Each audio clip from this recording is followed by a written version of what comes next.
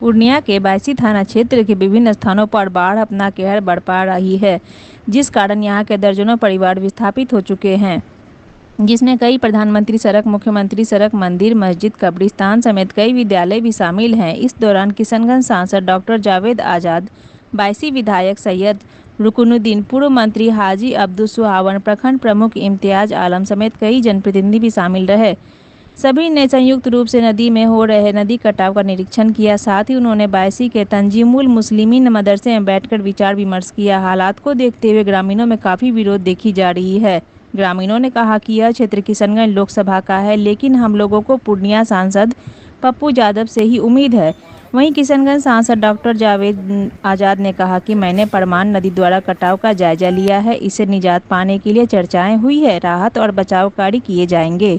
मौके पर पूर्व मंत्री हाजी अब्दुल सुहान ने कहा कि इस क्षेत्र के 54 जगहों पर कटाव हो रहा है, जिसमें महानंदा, कंकई और परमान नदी है। यहाँ अविलंब फ्लड फाइटिंग का कार्य करना चाहिए। ये जो कटान का मामला है, ये बहुत तेजी से कटाव हो रहा है और इसको तुरंत इमरजेंसी में कोई कदम उठा करके सांसद हो, विधायक हो, कोई भी प्रतिनिधि हो, प्रशासनिक विभाग हो, इसको देखना चाहिए। और सांसद जी जो आए उनसे बहुत सारी उम्मीदें थी सभी लोगों को, सभी लोग भीड़ हैं, हमको जैसा मालूम हुआ थोड़ा उनको आश्वासन देना था, लेकिन वो क्या बात था जो जल्दीबाजी में थे और वो सभी लोगों को अपना बात नहीं कह सके। पप्पू यादव जी तो पूरे भारतवर्ष का नेता है, बिहार के तो एक नंबर नेता है, वो जानबे करते हैं गरीबों के मसीहा है, हर जगह वो 24 घंटा और वो तुरंत सुनने वाले हैं। अभी कोई घटना हो जाए तो पप्पू यादव जी पहुंच जाते हैं। हर कोई पप्पू यादव नहीं हो जाता है।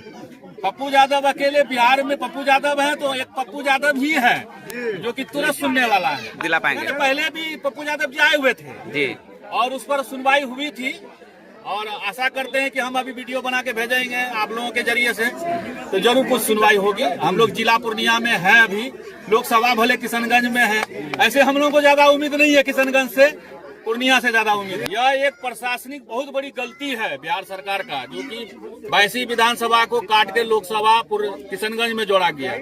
आज भी पूर्णिया जो बायसी विधानसभा के लोग हैं पूर्णिया से ही उम्मीद करते हैं और पूर्णिया से ही उनका जुड़ाव रहा है। किशनगंज से कभी बायसी विधानसभा का जुड़ाव रहा नहीं है, चाहे वो विकास के मामले में हो चाहे कोई अन्य मामले में हो, उसको पूर्णिया ही जाना है।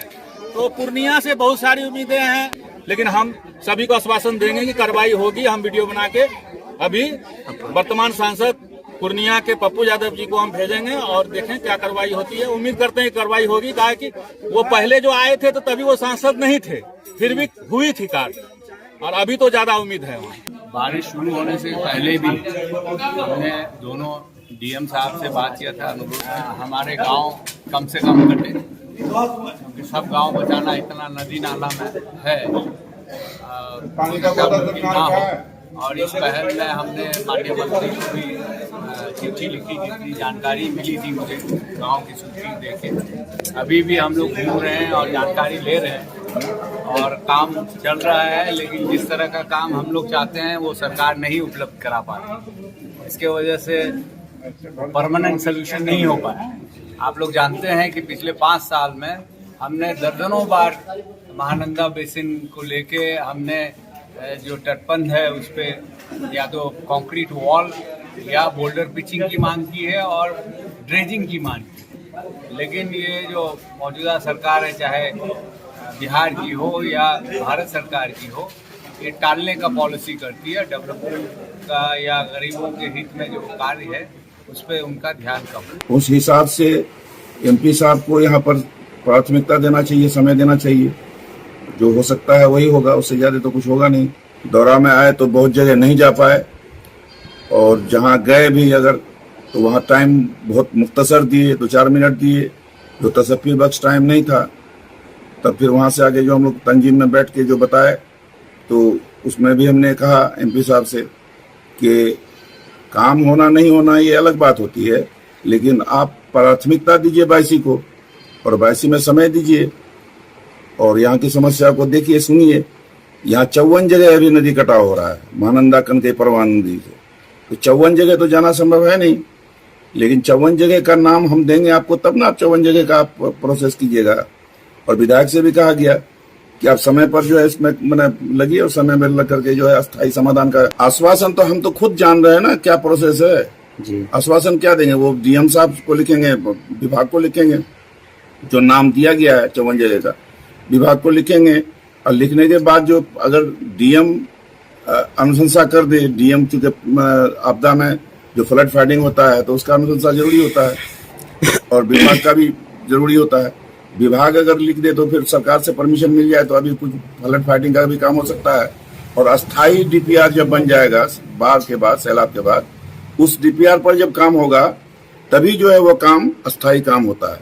तो हम लोग यही चाहेंगे कि बोल्डर जहां जहां इमरजेंसी है वहां बोल्डर लगा दिया जाए, जहां जहां कुछ कम है वहां पर जियो बैग का करेटिंग कर दिया जाए और जो फ्लड फाइट इसका महानंदा बेसिन वाला जो स्कीम, जो गलत स्कीम बना था, उसको हम लोग चाहते हैं, अभी भी चाहते हैं कि उस पैसे से आप नदी किनारे बोल्डर कीजिए या फिर आरसीसी दीवार बनाइए, जैसे भी हो नदी कटाव को रोकिए। नदी कटाव अगर नहीं रुकेगा तो गांव तो कोई बचेगा ही नहीं। और विस्थापित जो हो रहा है उसको जमीन भी नहीं मिल रही है, उसको मुआवजा भी नहीं मिल रहा है, सैकड़ों घर विस्थापित है। देखिए ये तो स्वाभाविक है कि मतलब जनप्रतिनिधि पर हक रहता है तो बोलता ही है लोग, लेकिन सच्चाई ये है कि जनप्रतिनिधि को सिर्फ एक इंफॉर्मेशन होना चाहिए और जनप्रतिनिधि को ईमानदारी से लिखना चाहिए प्रशासन सरकार को और ईमानदारी से वहां पैरवी करना चाहिए। एस्टीमेट तो इंजीनियर बनाता है ना, एस्टीमेट तो एमपी या एमएलए नहीं बनाएगा। हम ही लोग कहीं जाएंगे तो हम लोग तो एस्टीमेट नहीं बनाएंगे, एस्टीमेट तो एग्जीक्यूटिव ही बनाएगा, जेई ही बनाएगा, ए ही बनाएगा। एस्टीमेट वो लोग बनाएगा, डीपीआर बना के वो लोग सरकार को प्रस्तुत करेगा। तो दो काम है, एक हमको जानकारी हो गई तो हमको लिखना जरूरी है और जब हम लिख दिए तो डीपीआर बनना जरूरी है। डीपीआर बन गया तो डीपीआर के बाद पैरवी जरूरी है। ये जब तक नहीं होगा तब तक कोई काम नहीं हो सकता है। हमने दोनों को कहा है, विधायक जी को भी कहा है, एमपी साहब को भी कहा है कि आप इसका स्थायी डीपीआर बनवा करके अस्थायी पर इसको लग करके माननीय जल संसाधन मंत्री से हो या मुख्यमंत्री से हो, जैसे भी हो, लग करके इस काम को जो है अस्थायी समाधान करवाइए। ये तो बहुत बड़ा मामला है। ये नजात जब तक भारत सरकार का राशि यहाँ नहीं आएगा तो खाली बिहार सरकार की राशि से ये संभव नहीं है।